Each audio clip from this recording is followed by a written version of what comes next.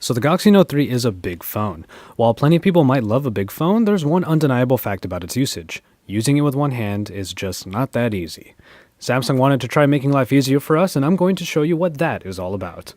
It's Joshua Vergara from Android Authority. What's going on, everybody? And this is your feature focus on the Note 3's one-handed operation. Nestled somewhat deep in the settings is a new selection under controls called one-handed operation.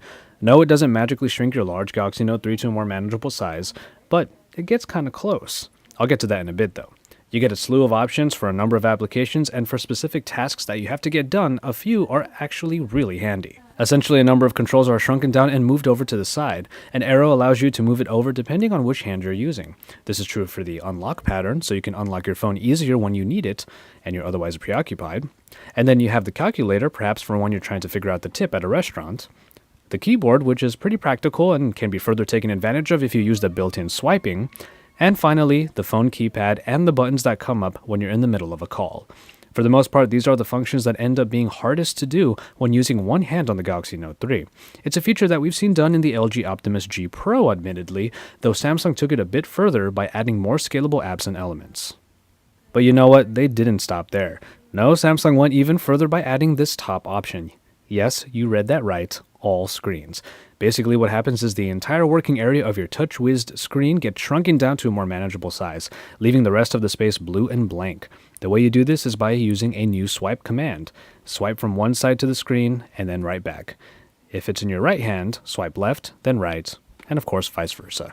Right here you can see it working for yourself. Literally, the entire screen is shrunken down and you are able to move around if you press and hold the top bar, which is where the buttons are for resizing the screen and for exiting the mode. There are even buttons at the bottom for all of the main functions and volume. I do have to say, however, that the all screens assertion isn't completely true. Two main instances where the one-handed operation didn't work for me at least are in the camera and in the games, and this is most likely because of the graphics processing required on either task. Honestly, while its usefulness is hard to deny for people who really can't spare that extra hand, I don't find myself using this all that often. Not only does the Note 3 really kind of require two-handed usage just in its nature, I personally just don't like the blank space that is created by it. For a screen as awesome as the one found on the Note 3, you just want to use it completely. The keyboard option is definitely the most practical of the options, perhaps next to the phone keypad and maybe the unlock pattern, but otherwise, I like to keep everything the way it was meant to be viewed on this 5.7-inch screen. I do have to give props to Samsung, however. They added yet another tool in their large bag of Galaxy navigation tricks. We have a slew of other features to focus on, so stay tuned. We'll be talking about the S Pen and the camera, just to name a couple. If you haven't seen my Note 3 full review or the drop test, make sure that you do. And stay tuned to Android Authority because we're your source for all things Android.